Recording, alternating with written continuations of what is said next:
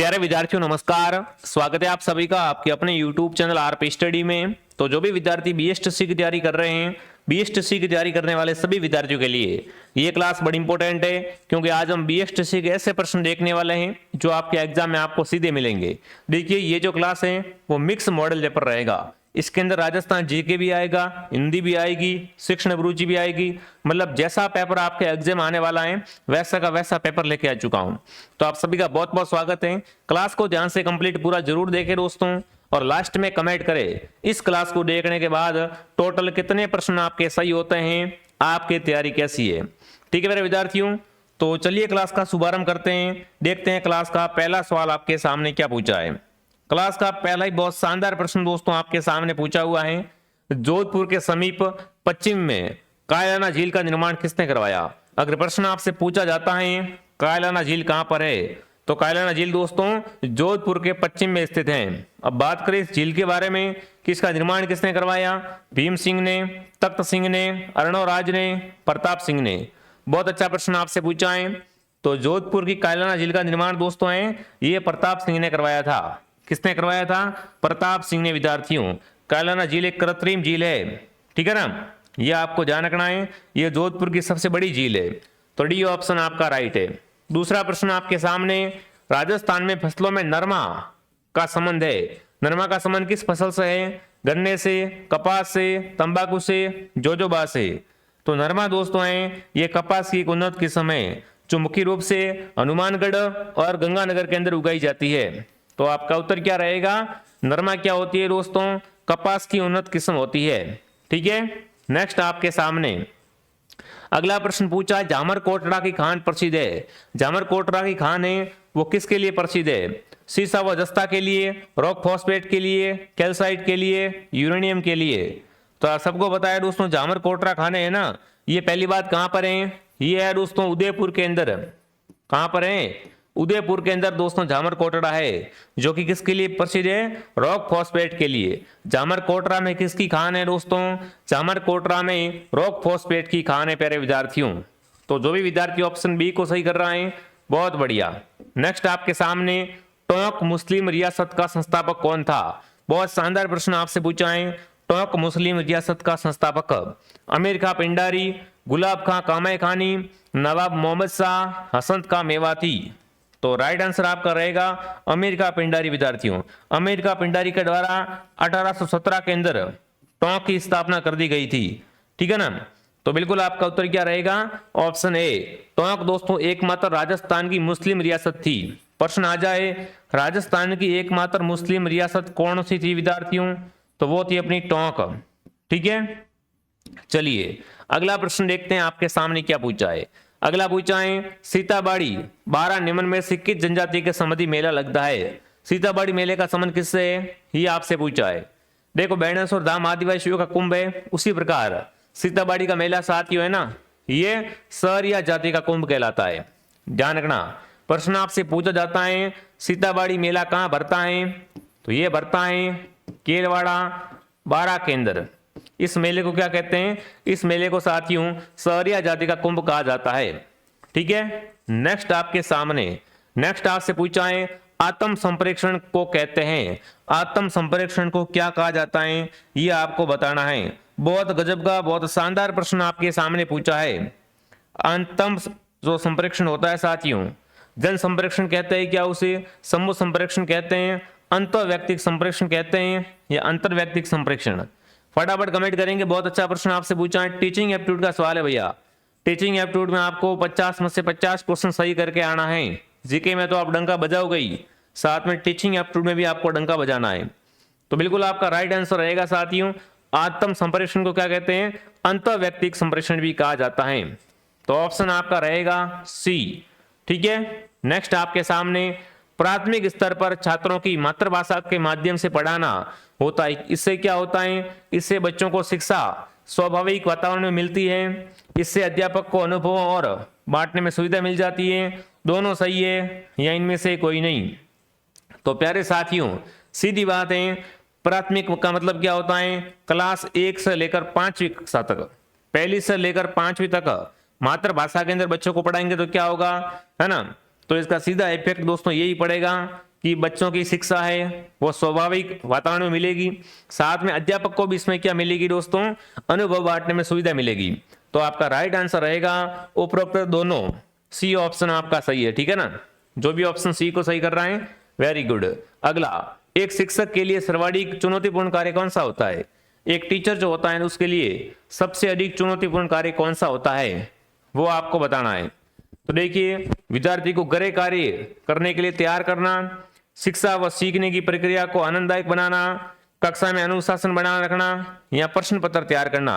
एक जो टीचर होता है दोस्तों, उसके लिए सबसे चुनौतीपूर्ण कार्य अगर देखें ना, तो वो दोस्तों होता है, वो क्या होता है, वो साथियों होता है शिक्षण व सीखने की प्रक्रिया को क्या बनाना, आनंददायक बनाना, रुचिपूर्ण बनाना। बच्चों को किस तरीके से पढ़ाया जाए कि बच्चों को पढ़ने के लिए क्या है, आनंददायक, बिल्कुल बच्चों के अंदर जिज्ञासा उत्पन्न हो, ठीक है ना। तो एक शिक्षक के लिए सर्वाधिक चुनौतीपूर्ण कार्य होता है शिक्षण को क्या बनाना, आनंददायक बनाना। तो बी ऑप्शन आपका राइट है यहाँ पर। जो भी विद्यार्थी ऑप्शन बी को सही कर रहा है बहुत बढ़िया। नेक्स्ट आपके सामने, आप अध्यापन व्यवसाय को अपनाना क्यों चाहते हैं। देखो, आप टीचर बनना क्यों चाहते हैं, प्रश्न यही आपसे पूछा है। आप BSTC की तैयारी कर रहे हो, सीधी बात है आपका टारगेट है वो टीचर बनना है, ठीक है।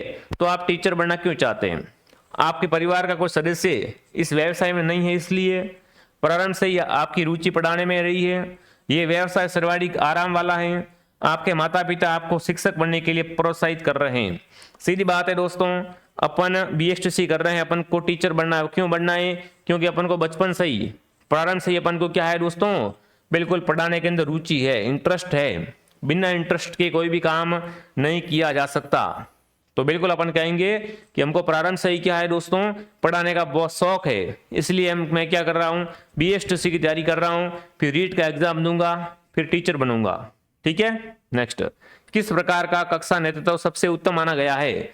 सबसे उत्तम नेतृत्व कौन सा माना गया है दोस्तों, प्रभुत्ववादी, सभी का मिला जुला रूप, लोकतांत्रिक, या प्रयोजनवादी।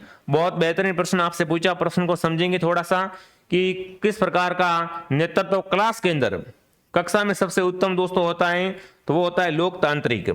कौन सा होता है साथियों, लोकतांत्रिक नेतृत्व, ठीक है ना, बिल्कुल। तो आपका उत्तर यहां पर रहेगा ऑप्शन सी। लोकतांत्रिक क्यों होता है साथियों, क्योंकि इसमें समान सहभागिता होती है, स्वतंत्रता होती है, सहयोग की भावना होती है, और सकारात्मक वातावरण भी होता है, इसलिए क्लास के अंदर सबसे अच्छा नेतृत्व माना गया है लोकतांत्रिक। अगला प्रश्न आपके सामने, कक्षा में त्रस्तकृत बालक का संभावित व्यवहार कैसा होगा। कैसा बालक है दोस्तों, त्रस्तीकृत बालक है ना, तो उसका क्लास के अंदर व्यवहार कैसा होगा। देखिए, भगोड़े जैसा, नकारात्मक होगा, उत्साही होगा, क्रोधपूर्ण होगा। तो बिल्कुल यहां पर आपका राइट आंसर रहेगा, बिल्कुल हाँ, तिरस्कार का मतलब होता है रिजेक्शन, ठीक है ना। तो यहां पर आपका उत्तर दोस्तों क्या रहेगा, उसका व्यवहार भगोड़े जैसा होगा, ठीक है। नेक्स्ट आपके सामने, निम्नलिखित में से कौन सी विधि छोटी कक्षाओं के लिए उपयुक्त नहीं है ना। छोटी कक्षाओं के लिए कौन सी विधि सही नहीं है दोस्तों, परियोजना विधि, अवलोकन विधि, नाटक विधि, समस्या समाधान विधि। कमेंट करेंगे इनमें से कौन सी शिक्षण विधि है दोस्तों जो छोटी क्लास के लिए उपयुक्त नहीं है ना। तो छोटी क्लास के लिए उपयुक्त नहीं है दोस्तों परियोजना विधि। ये विधि दोस्तों क्या है, अधिक समय लेती है और जटिल होती है, इसलिए इसका उपयोग है दोस्तों वो छोटी कक्षाओं के अंदर नहीं किया जाता है, ठीक है। नेक्स्ट आपके सामने, अक्षत्र और ज्ञ ये तीनों कौन से व्यंजन है। हिंदी का बहुत अच्छा प्रश्न आपसे पूछा है साथियों, अक्षत्र और ज्ञ है, ये तीनों कैसे व्यंजन है। अभी मैंने बताया था कि ये पूरा मॉडल पेपर है, ठीक है। तो हिंदी भी आ गई, देखो अक्षत्र ज्ञ है, ये है साथियों संयुक्त व्यंजन। कैसे व्यंजन है, ये संयुक्त व्यंजन है। जो भी ऑप्शन ए कमेंट कर रहा है बहुत बढ़िया, ठीक है ना। संयुक्त व्यंजन कौन से होते हैं, जो दो अलग अलग व्यंजनों से मिलकर बनते हैं ना, उसे कहते हैं संयुक्त व्यंजन। तो देखो यहाँ पर अक्ष भी है ना, ये किससे बन के मिला है, क, आधा क प्लस स से मिलके बना है अक्ष, ठीक है। उसके बाद त्र की बात करें, आधा त और र से मिलके बना है, ठीक है। और ज्ञ की बात करें तो ये ज और अण से मिलके बना है, ठीक है। तो यहाँ आपको ध्यान रखना है, ऐसे व्यंजन जो दो व्यंजनों से मिलके बनते हैं ना, उसे क्या कहते हैं, संयुक्त व्यंजन कहते हैं, ठीक है। अगला, अगला प्रश्न आपके सामने, सार्थक वाक्य बनाने के लिए निम्नलिखित में से आपको क्या करना है, व्यवस्थित करना है। सबसे पहले क्या आएगा, सबसे पहले क्या आएगा, फिर बाद में क्या आएगा, यह आपको बताना है। ऐसा प्रश्न आएगा सार्थक समूह वाला, ठीक है ना, घबराना मत बिल्कुल भी। तो देखो सबसे पहले आएगा मैं, सबसे पहले क्या आएगा, मैं आएगा, तो लिखो 4 और यहां पर लिखो मैं, लिख दिया। उसके बाद सेकंड नंबर में क्या आएगा, गाय आएगा, क्या आएगा, गाय का, तो लिखो 1 और यहां पर लिखो गाय का, गाय का। उसके बाद क्या आएगा, उसके बाद आएगा ताजा, तो लिखो 2 ताजा, ठीक है। और पीछे कौन बचा, पीछे बचा दूध पीता हूं, तो वाक्य क्या बनेगा, मैं गाय का ताजा दूध पीता हूं, ये वाक्य बनेगा। कोड बन रहा है 4124, 4124, तो ऑप्शन में है ही नहीं, ऑप्शन नंबर बी, बिल्कुल 24 नहीं 23 है, ठीक है ना, हाँ यहाँ पर 23 आएगा, 4 तो आ गया पीछे, ठीक है। तो ऑप्शन क्या रहेगा, ऑप्शन बी आपका राइट रहेगा कि मैं गाय का ताजा दूध पीता हूं, ऐसा वाक्य बनेगा, ठीक है। घबराना मत, बिल्कुल बहुत शानदार प्रश्न है। अगर ऐसे प्रश्न देख के आप एग्जाम में घबरा जाओगे ना, तो फिर मामला है वो गड़बड़ हो जाएगा दोस्तों, इसलिए थोड़ा सा आप क्या करें, ध्यान रखें। और जो विद्यार्थी BSTC की तैयारी कर रहे हैं दोस्तों, उनके लिए मैं आपको एक बहुत बढ़िया चीज दिखाता हूं, ठीक है ना। BSTC की अगर आप तैयारी कर रहे हो तो मैं लेके आ चुका हूं आपके लिए गोल्डन टेस्ट सीरीज। जी हाँ, एग्जाम नजदीक है, ऐसे में अगर आप अपनी मूल्यांकन करना चाहते हो, रिवीजन करना चाहते हो बढ़िया तरीके से, तो ये आपको मिलेगी गोल्डन टेस्ट सीरीज मात्र 99 रुपए के अंदर।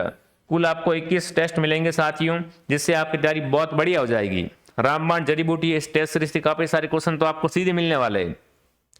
तो जिस किसी विद्यार्थी ने इस टेस्ट सीरीज को ज्वाइन नहीं किया है, प्ले स्टोर से RP स्टडी ऐप को डाउनलोड करें और यहां से इस टेस्ट सीरीज को ज्वाइन करें। पेमेंट किसी और से करवाना चाहते हो तो हेल्पलाइन से क्या करें दोस्तों, कांटेक्ट करें, ठीक है। अगला, तुम जा रहे हो वाक्य में कौन सा काल है, तुम जा रहे हो वाक्य में काल दोस्तों, वर्तमान काल, भूतकाल, भविष्यत काल, या इनमें से कोई नहीं, फटाफट कमेंट करेंगे। तुम जा रहे हो वाक्य में कौन सा काल दोस्तों है, तो यहां पर जो काल है वो है वर्तमान काल। कौन सा काल है, वर्तमान काल। नेक्स्ट, नवयुग में कौन सा समास है, कमेंट करेंगे दोस्तों, नवयुग के अंदर कौन सा समास है, तो नवयुग के अंदर समास दोस्तों है कर्मधारय।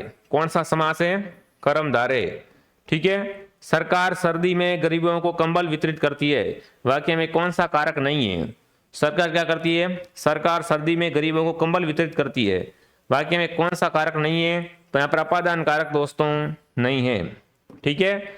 द्रौपदी का चीर होना मुहावरे का अर्थ, द्रौपदी का चीर होना मुहावरे का सही अर्थ क्या है, ये आपको बताना है। चलिए, बहुत अच्छा प्रश्न पूछा आपसे, द्रौपदी का चीर होना, तो बिल्कुल द्रौपदी का चीर होने का मुहावरे का अर्थ क्या होता है दोस्तों, अधिक विस्तृत होना, ठीक है।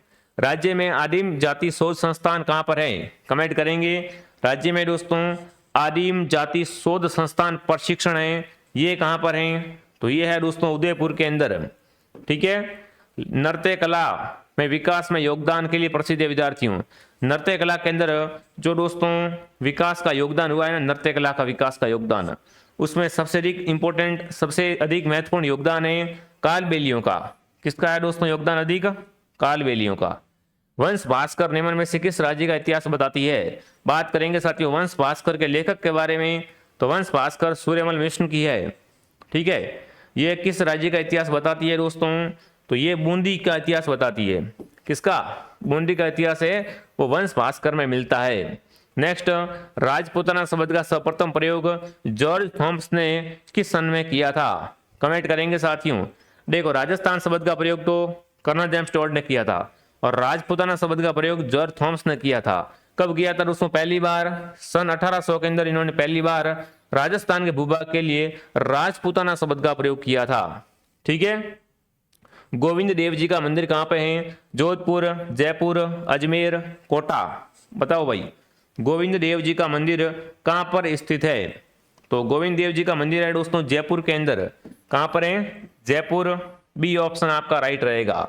नेक्स्ट, हाड़ौती सेवा संघ का संस्थापक कौन था, प्रश्न आपसे पूछा है हाड़ौती सेवा संघ, है ना। हाड़ौती सेवा संघ दोस्तों है, इसका संस्थापक था वो बिल्कुल थे अपने नैनूराम शर्मा। कौन थे, पंडित नेनुराम शर्मा। नेक्स्ट आपके सामने किसके प्रस्ताव पर मत्स्य संघ का नाम रखा गया था? किसके प्रस्ताव पर साथियों मत्स्य संघ का नाम रखा गया था? तो ये प्रस्ताव था दोस्तों के एम मुंशी का।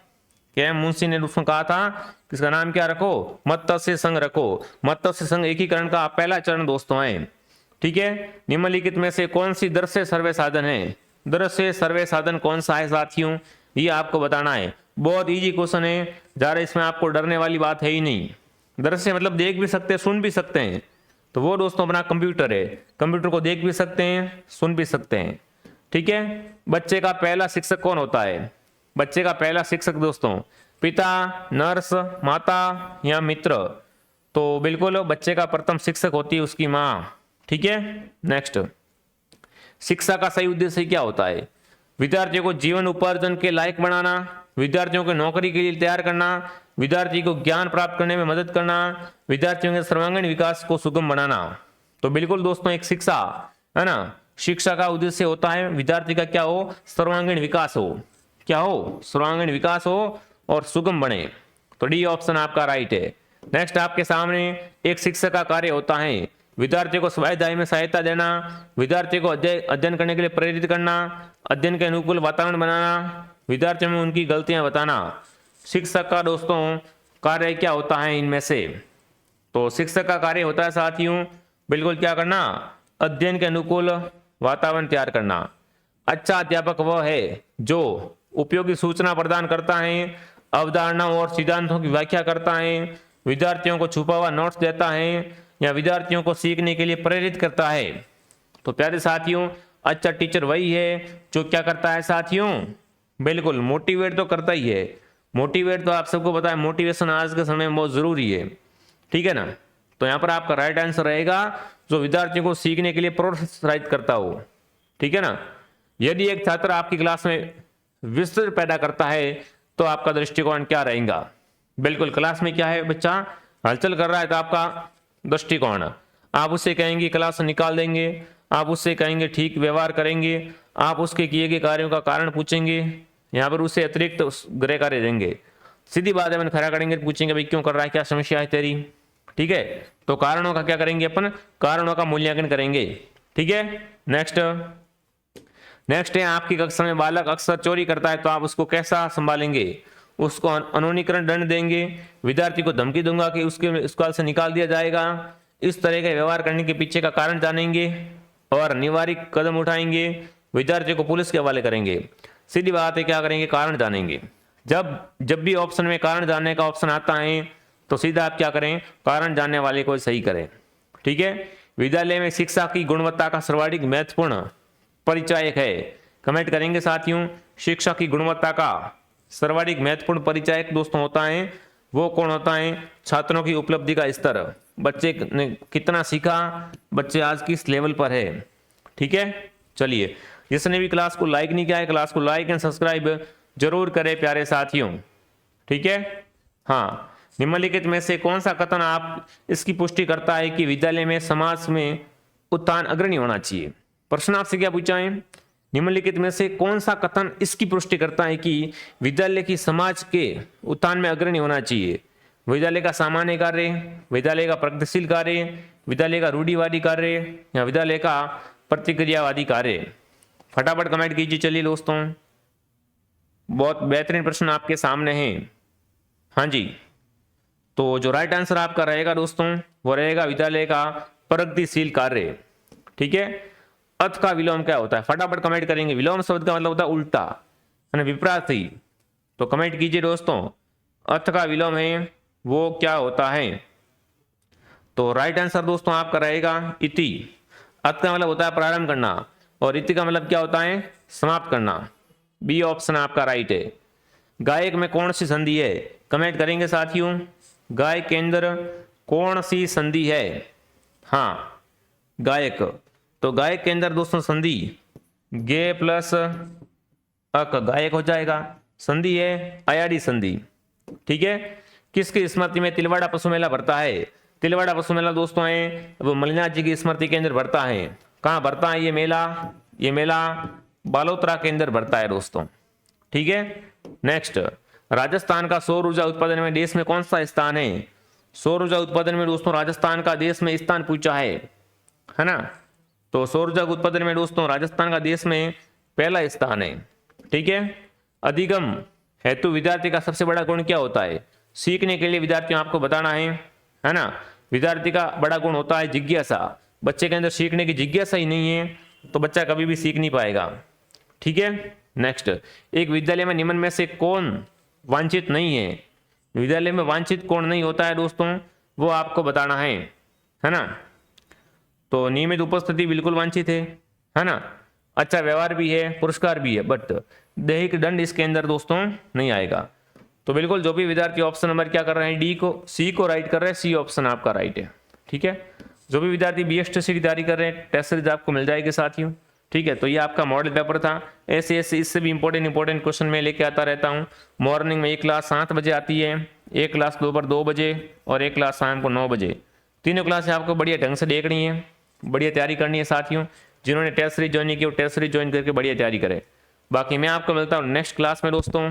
जय हिंद, जय भारत।